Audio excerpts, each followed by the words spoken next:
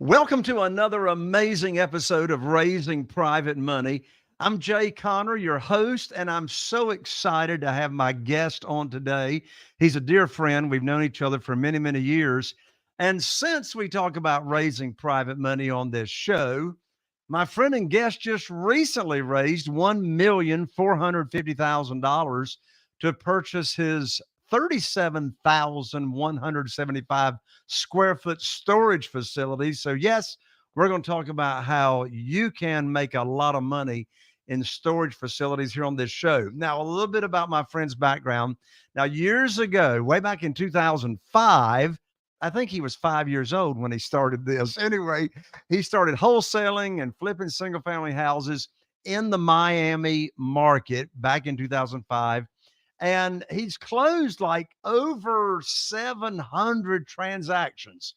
But then something changed in 2020, 15 years down the road. He changed and he transitioned from doing the house business over to storage facilities. So he currently owns 3 storage facilities in Florida and Mississippi. He's got over 104,000 net rentable square feet. So what has my friend done? Well, he's combined his experience of coaching entrepreneurs and he's combined it with his knowledge of owning and operating storage facilities. So now what does he focus on? He's focused on helping people like you purchase their very first cash flowing storage facility within 6 months of starting to work on it without having any experience. And, I love this part, without needing any of your own money. Now, for years, he has had the podcast that I have been privileged to be a guest on. His podcast is called Flip Empire Show. It's a top-rated Apple podcast designed to help anyone achieve freedom and personalized lifestyle through real estate investing. So his show, Flip Empire, was launched all the way back in 2016, and he's had industry thought leaders, and he covers all kinds of topics on his show like entrepreneurship, real estate investing, marketing, team building, and on and on and on. Most importantly, how he and I connected originally was through our faith. His vision is he lives out being a man of faith and a family man first. In just a moment, you're going to meet my dear friend and fellow successful real estate investor, Alex Pardo, right after this. If you're a real estate investor and are wondering how to raise and leverage private money to make more profit on every deal, then you're in the right place. On Raising Private Money, we'll speak with new and seasoned investors to dissect their deals and extract the best tips and strategies to help you get the money, because the money comes first. Now here's your host, Jay Connor. Oh my lands, Alex, I'm so excited to have you here on the show, man. I mean, just looking at your smile just lights me up from one side to the other. But welcome back to the show, Alex. It's so good to see you. Jay, it is an honor and a pleasure, brother. Man, you emit so much positive energy. We were just talking backstage how every time I see you, it's hard not to smile around you, brother. So thank you for the opportunity to share, and I'm really looking forward to being on your show.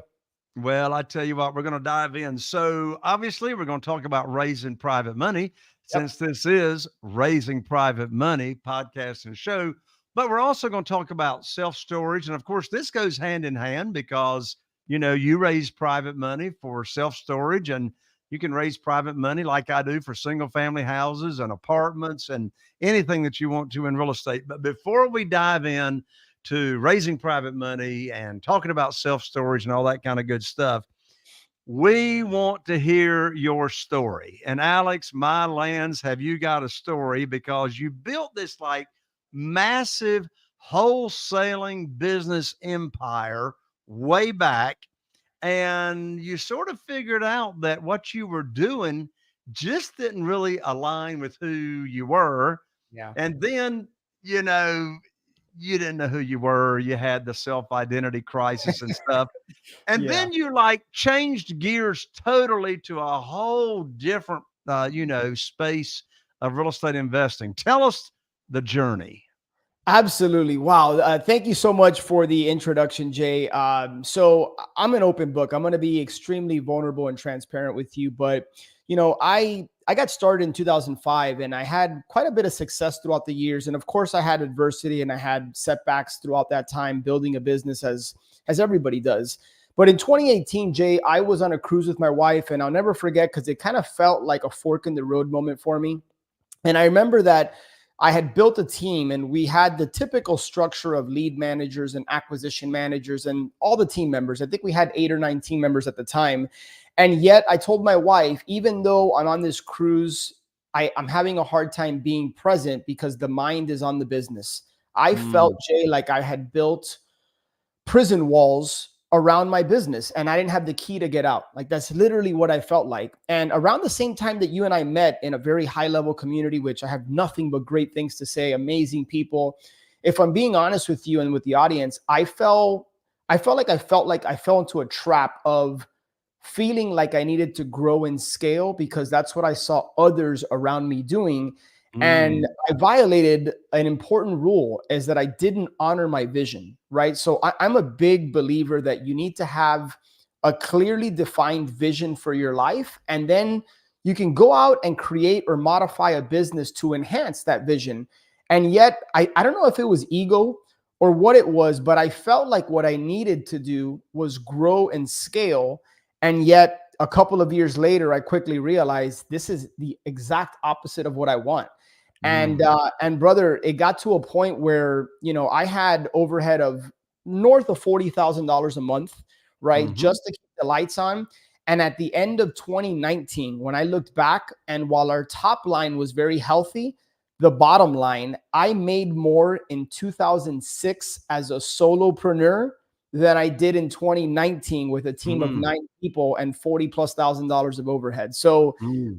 the business just no longer aligned with my vision. And after just a lot of prayer and consulting with the right people around me, I ultimately decided to completely unwind and shut down the business in 2020. It had nothing to Mhm. do with COVID.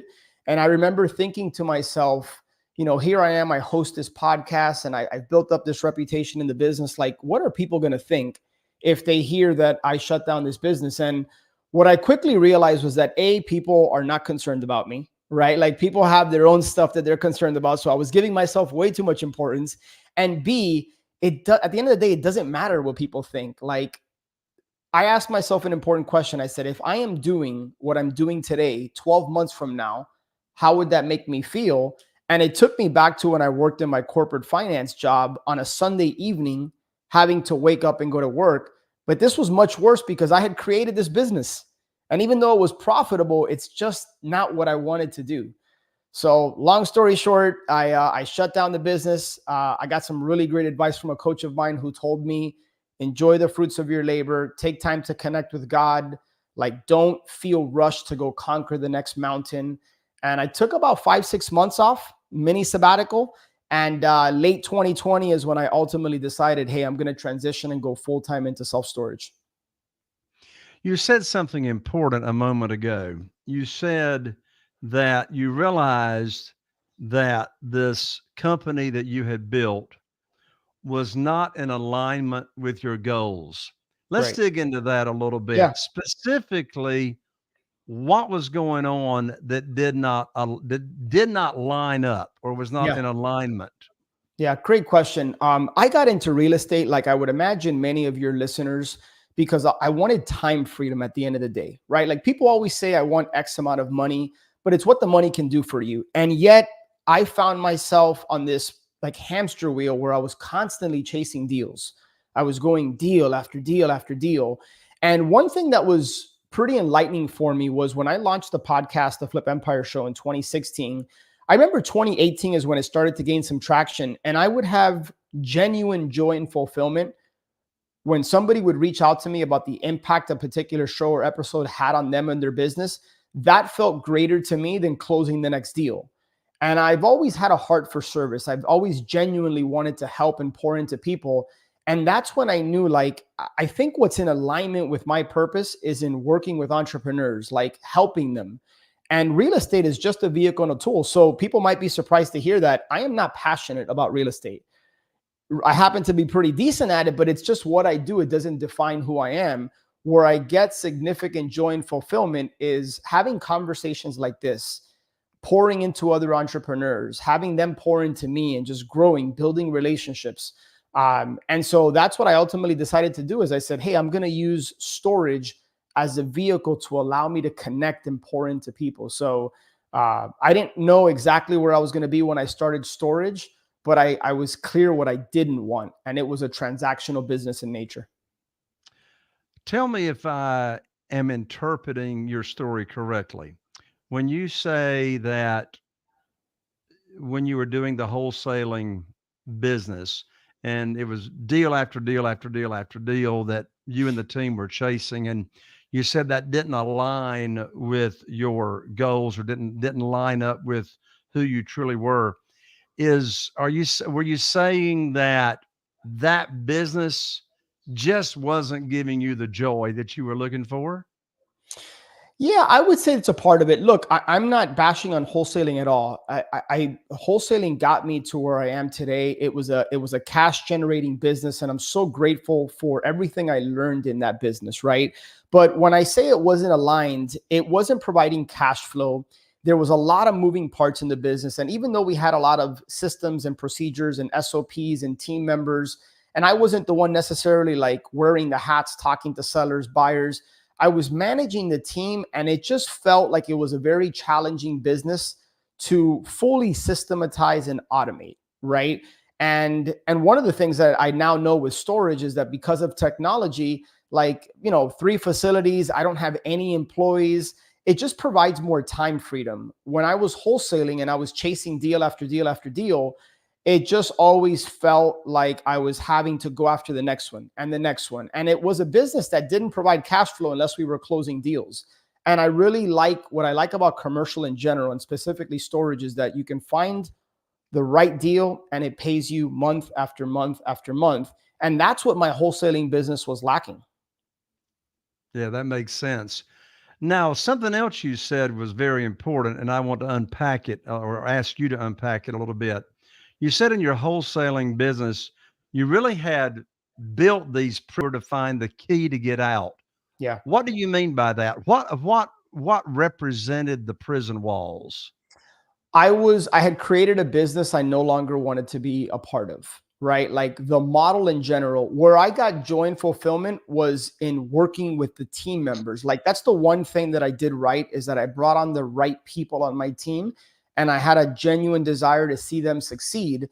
And I think this could potentially have been a fault. I went on too long with this business because I wanted to provide this business for them to succeed, but it just no longer, I wasn't having fun in the business. I was Mm. constantly tired of, here in South Florida, pretty cutthroat market, people going around your back and trying to poach deals, and just last minute deals falling out of contract or this or that. And look, don't get me wrong. I wasn't trying to run away from challenges in business, because I truly believe any business is going to have its fair share of challenges. And I don't want to be on this podcast and pretend like I have everything figured out, because that's just not the case. Like I deal with my fair share of challenges and adversity like anybody else, but it just constantly felt like the same fires that we were being put out. And no matter how many people I put or systems I implemented, it just felt like wholesaling is not complicated, but there's a lot of moving parts to that business.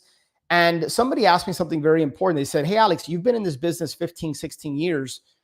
Have you built it in a way where it could be sold? And I said, all these years, no. Like, yes, I've generated a lot of money in this business and it's provided for my family. But while I have sellable assets within the business, no, I don't believe I've created and structured the business in a way that it was saleable. And so that really resonated with me. And I just felt, in addition to the fact that I was being taxed at the highest bracket, I just said, you know what, this is not the right game for me to be playing. That makes a lot of sense. Now, you have got experience on knowing what it feels like to be in a business, even if you build it yourself, not happy, not being fulfilled, not having joy, feeling like the business is running you Yeah. and you're not running the business. Yeah. You know what that feels like. And you have also experienced being free of that. So, Mhm. with that being the case, here's my question. what advice would you give to anyone that's listening to this show that is feeling that right now? They feel like they're caught in a trap. They Yeah. feel like they're maybe in that day job that they can't get out of. Or maybe they are an entrepreneur and they have built this business and they just don't feel like there is a way out. What advice would you give them on how to get out? Yeah, first of all, there's a lot of empathy coming from this side of the mic because I know my initial gut reaction is to tell you to be bold. Like in order for things to change, something has to change. I'm also cognizant and mindful of the fact that a lot of people listening to me, have responsibilities. They likely have families, kids, married, and it's sometimes it's easy to say, hey, just make a hard pivot, like right, exit stage left and like go after what you want. But I really think it's important that you start to build a bridge. First of all, awareness, being very honest with yourself about where you're at, and then accepting accountability and responsibility for where you're at. You are where you're supposed to be because of decisions you've made or because of certain indecisions. So I think first, awareness about where you are, then getting clarity about where you want to be, right? Like one of the exercises that I go through on a yearly basis is the perfect day. Like, what does the perfect day look like for you? Create a crystal clear vision about what you want your life to look like without necessarily regards to money or finances, but like, how do you want to live your life? What do you want to experience? What do you want to feel? And don't filter based on, well, I'd like to live that life, but I can't because insert any limiting beliefs or reasons why you don't think that's a reality for you.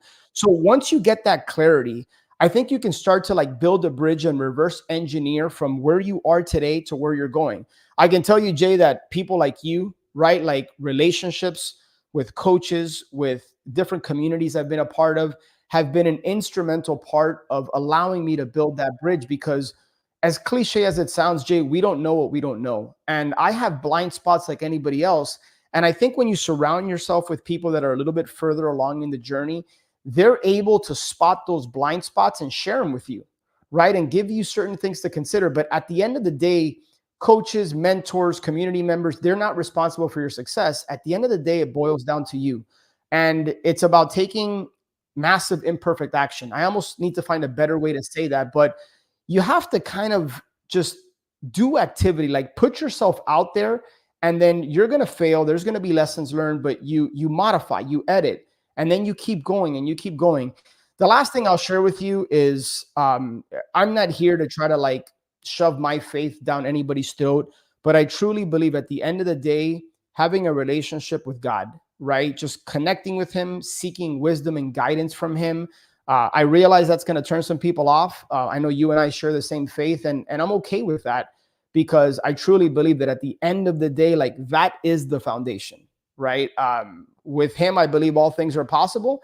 And he's just been a huge part of my journey and where I'm at today. And ultimately, it gives me so much confidence knowing that I might not know how to do something or how to accomplish a particular goal, but if I just continue to take actions, I continue to stack the micro actions, it's going to lead to the macro results that I'm after.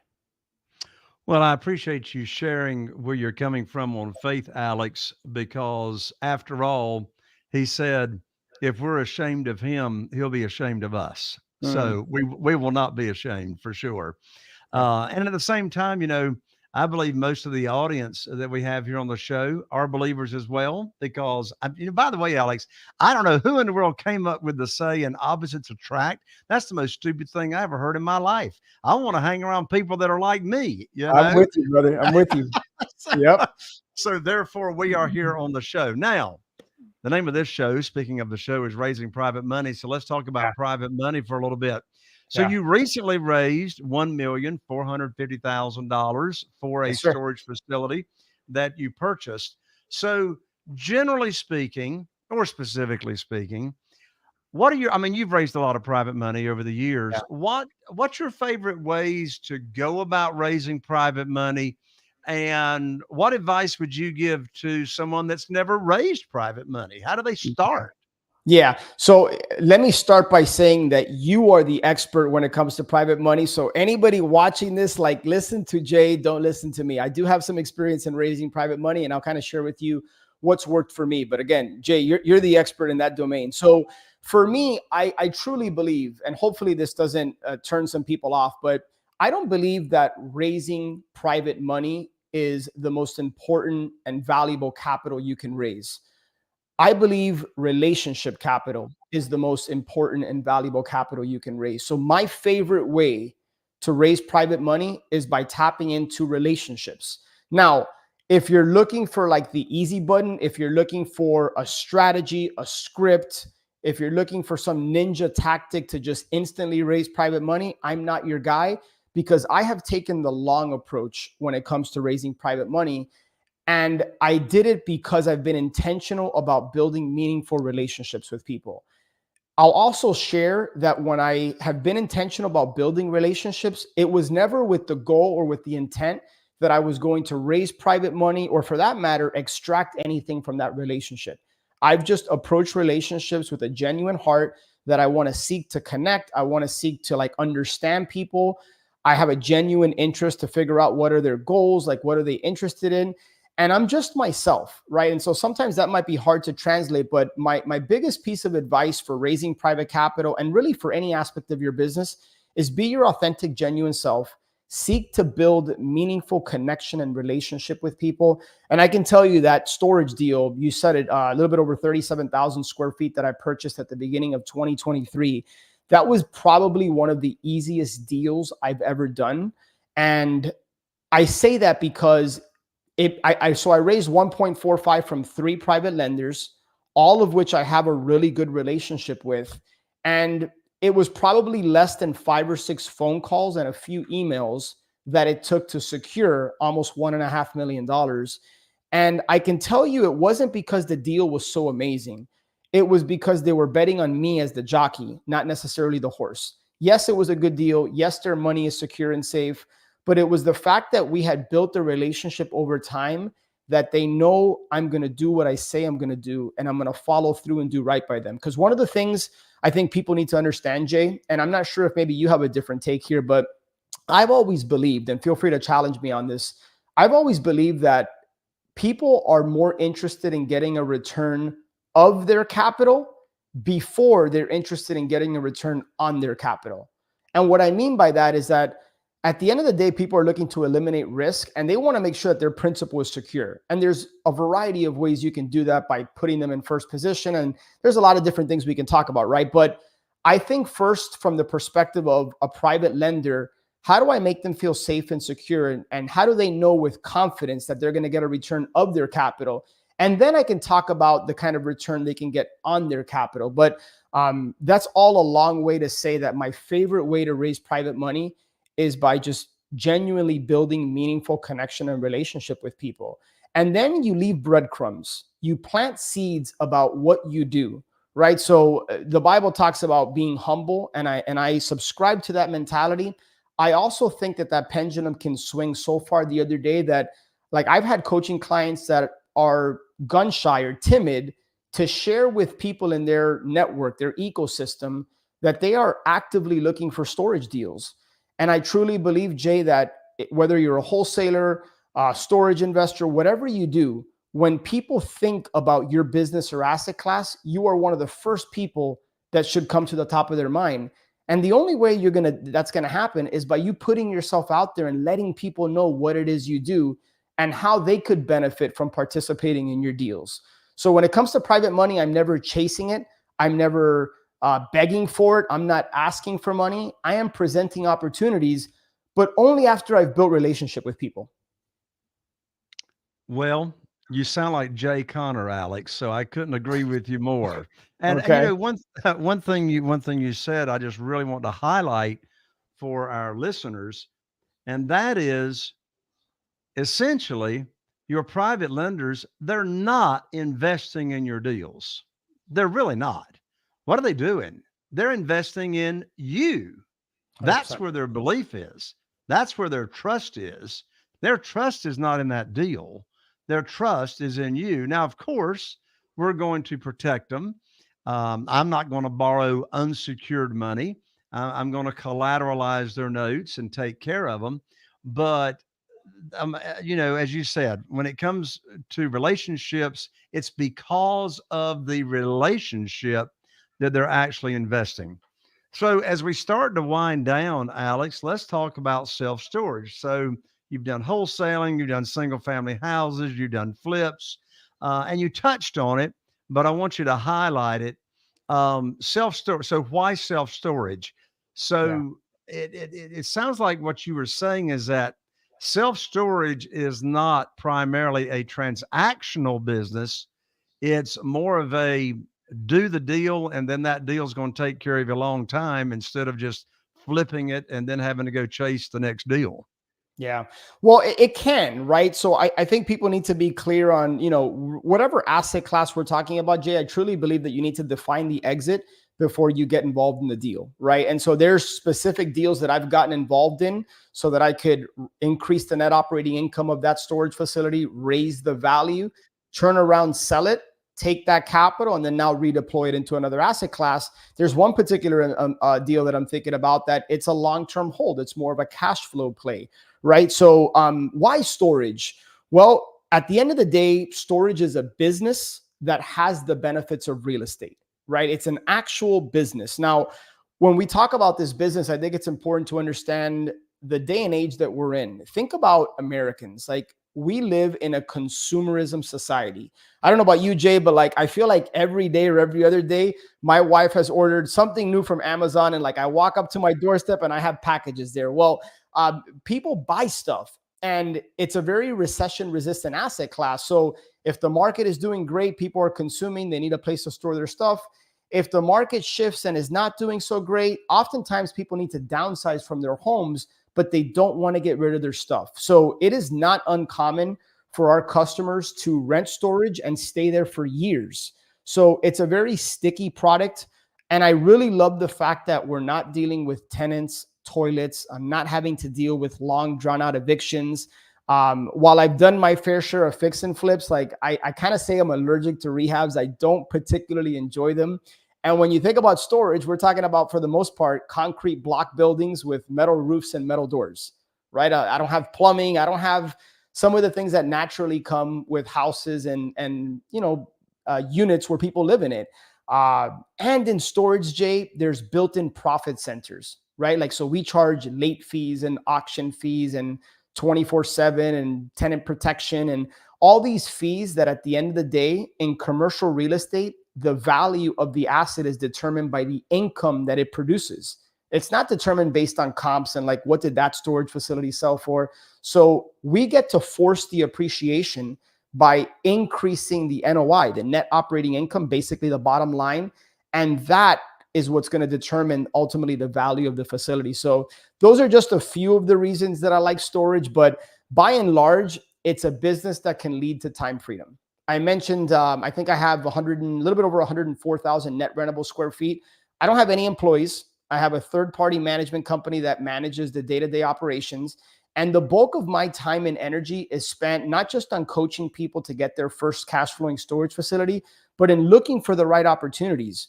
Once you find the right opportunity and you get it stabilized, it's a pretty hands-off business. In storage, there's not a lot of emergencies. I like the sound of that. Not a Yeah, lot of emergencies. I yeah. mean, you might sleep better at night. Now, you just said it. I want to repeat it. So, what you are now doing is you're helping people purchase their very first cash flowing storage facility. You help them do it in less than 6 months of starting to work with you, and they don't need any experience in doing it, and they don't need any of their own money. So, how do Right. they find out about that? Yeah, no, thank you for that. It's a joy to like just pour into people and see them win. But if you go to www.storagewins.com, WINS storagewins.com, there's a very short application there. If you just take a minute or two to apply, we can schedule a call to ultimately see if it's a fit. But storage is one of the things that I want to share with people. You don't need to do what I did. You don't need to shut down an existing business, because what I now know that I didn't know when I started is that a lot of the skills that I acquired as a single family investor, wholesaling, all of those skills transfer over to storage. And the one thing I can tell you with certainty is that there's less competition, and the conversations with storage owner operators is, to me and to a lot of my clients, a lot easier than trying to deal with a motivated homeowner. So I believe, it's my humble opinion, that storage is the best asset class out there for numerous reasons. So yeah, Jay, storagewins.com for anybody interested in learning more about it. So if you're listening or watching this episode, let me tell you something. You're not going to meet anybody else that's got any more integrity, that really is genuinely interested in serving you and genuinely interested in your success. So take my word for it, Alex Pardo, he has got the most integrity. You want to visit him at www.storagewins, and that's plural, storagewins.com. And of course, we'll have that in the show notes as well. Alex, thank you so much for joining me here on the show today. My friend, thank you for the opportunity. And man, just so happy for your success. And I'm grateful for you, for all the content you put out, for the impact you've had on our community. And really just want to encourage your listeners to like hang on every single episode and word, because man, you're the type of person, you are the type of person that I want to align myself with to continue to grow in my faith and business and just every aspect of my life, brother. So thank you very much for being a part of it. Thank you, Alex, and God bless you.